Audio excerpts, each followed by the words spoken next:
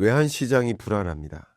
1,400원대의 강달러 환율에 이미 11월에 진입했고, 그리고 1,450원, 60원, 70원, 80원 수준에 육박한 외환시장 불안 상황에 놓여 있습니다.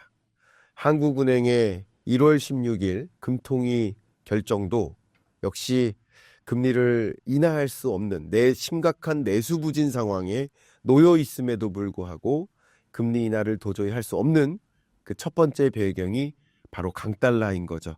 강달러 환경 속에 한국은행이 추가적으로 금리 인하를 단행하면 미국과의 금리 격차가 더 벌어지고, 그것은 추가적인 강달러를 야기해서 1,500원을 뚫고 올라갈 수도 있겠다라는 우려, 그것이 또 어떤 외국인 자금의 급격한 유출을 만든다든가 외환 건전성을 해친다든가 하는 우려가 있기 때문에 도저히 금리 인하를 할 수가 없는 상황이었다. 그만큼 외환시장이 불안하게 전개되고 있다라고 평가를 해봅니다. 이 외환시장의 불안의 정도를 팩트로 말씀드리면, 정확히 IMF 외환위기 때, 그리고 2008년 글로벌 금융위기 때, 두 번의 경제위기 때 외환시장이 급격히 불안했고 슈퍼 강달러를 야기했었던 시점이죠. 그로부터 이 두 번의 위기를 제외해놓고 보면 가장 높은 환율을 지금 연말 연초에 경험하고 있는 겁니다. 1997년 12월 IMF 외환위기 때 1962원을, 2008년 3월 글로벌 금융위기 당시 1,570원을 기록했었고, 그 이후 가장 높은 강달러 1,400, 약 80원에 육박하는 그런 환율을 우리는 경험하고 있다. 이렇게 정리를 해보겠습니다. 이렇게 외환시장이 불안해요. 그 불안한 이유는 뭘까? 그러면 과거처럼 경제위기 때마다 외환시장이 불안했으니 지금도 경제위기인가? 제가 이 부분을 한번 짚고 넘어가도록 하겠습니다. 제가 신사임당 채널에서도 그렇고 아마 1,000번 정도 강조를 했던 것 같아요. 경제위기와 경기침체는 다르다. 경기침체는 이 그래프 보시는 것처럼 이 경기 순환 주기가 있거든요. 이게 경기만 순환하는 게 아니라 모든 게 순환해요. 우리 신사임당 채널이 어떨 때는 조회수가 폭발하다가 어떨 때는 조회수가 좀 정체되다가, 그러니까 이 조회수로 봤을 때 조회수의 확장 국면이 있고 또 하강 국면이 있는 거예요. 항상 확장만 하는 건 아니잖아요. 예를 들면 우리 앞에 앉아 계신 작가님의 미모에도 되게 멋있습니다. 우리 남자 작가님이신데 여러분은 잘 못 보시죠. 굉장한 훈남이세요.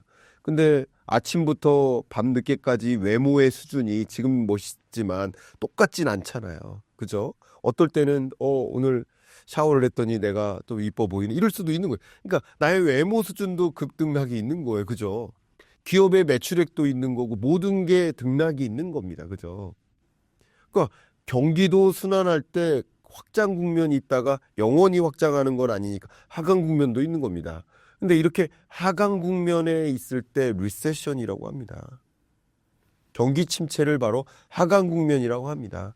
제가 앞에서도 말씀드렸습니다만 지금이 확장 국면입니까? 하강 국면입니까? 하강 국면이에요. 그걸 경기 침체라고 하는 겁니다. 경제 위기랑은 달라요. 경제 위기는 이코노믹 크라이시스, 경제 위기는 경기 사이클 상에 있는 것이 아니라 사이클을 완전히 무시한 채 완전히 경제가 주저앉는 현상, 그것을 경제 위기라고 합니다.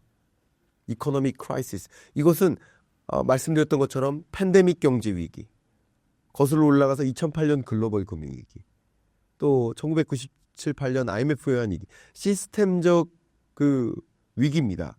예를 들면 여기 앞에 있는 벽이 위태위태해요. 그게 벽이 넘어졌어요. 이건 위기죠. 근데 넘어질까 위태위태한데 어찌됐든 이걸 막아냈어요. 넘어지지 않도록. 그건 경제 위기는 아닙니다. 대증요법이라도 막아냈다면 경제 위기는 아닌, 이걸 구분하셔야 됩니다. 근데 지금의 강달러는 위기 상황의 강달러냐? 아닙니다. 이 그래프 한번 다시 한번 보십시오. 경제 위기 때는 한 번씩 스파이크를 찍죠. 외환위기, 금융위기 때 스파이크를 찍습니다. 마치 전쟁이 발생했을 때, 러시아가 우크라이나를 침공했어요. 전쟁이 발발했어요. 그러면 전쟁 국가의 통화가 어떻게 될까요? 급락하죠. 루브라를 내던지는 겁니다. 한국에 전쟁이 발생했다고 생각해보세요. 원화를 누가 갖고 있습니까? 5만 원짜리가 5만 원의 가치가 있을까요? 아니죠. 그러니까 원화를 내던지는 거예요. 내던지고 차라리 안전자산을 갖자 하면서 발로 선호 현상이 집중되면서 스파이크를 찍는 거예요. 근데 지금의 강달러 현상은 상대적으로 스파이크에 가깝습니까? 아니면 추세적으로 우상향하는 겁니까? 아닌 거예요. 그러니까 경제 위기 상황의 외환시장 불안이 아닌 겁니다. 그래서 지금의 외환시장 불안을 구분하셔야 되겠다. 다시 한번 강조하겠습니다. 우리가 이렇게 4번의 세계 경제 위기를 경험했고요. 그리고 지금은 저성장 고착화입니다. 제가 이 부분은 심지어 강연할 때 따라해달라고까지 해요. 저성장 고착화. 그러니까 지금 경제를 경제 위기라고 정의할 것인가? 저성장 고착화다라는 것을 다시 한번 강조하고요. 세계 경제가 팬데믹 경제 위기 이후 계속 평년 성장률 약 3.7%를 밑돈 채 움직여요. 이게 리세션인 거고 이게 하강 국면인 거고 이게 저성장 고착화인 것이지 경제 위기와는 다르다.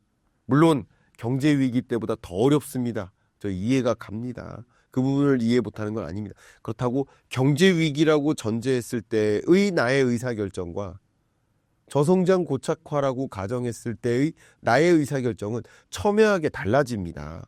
달라지기 때문에 지금 경기를 어떻게 가정할 것인가. 세계 경제는 저성장 고착화로 가정할 경제 위기라고 만약에 가정하신다면 미국발 경제 위기 옵니다. 정말 미국발 경제 위기 온다고 주장하셨던 분들이 일부 그 배경을 이 장단기 금리가 역전됐던 현상, 10년물 국채 금리가 2년물 국채 금리보다 낮게 전개된 현상, 이게 경기 침체, 경제 위기의 징조다라고 얘기하면서 이야기하셨던 분들 지금 다시 정상화됐습니다. 10년물 금리가 너무나 치솟아서 문제예요. 그것 때문에 강달러가 문제예요. 이 왜 10년물 국채 금리가 치솟았을까요? 미국 경제가 너무나 견조하기 때문이고 너무나 견조하기 때문에 서둘러 금리 인하할 필요 없다. 금리 중단해도 되는 거 아니냐.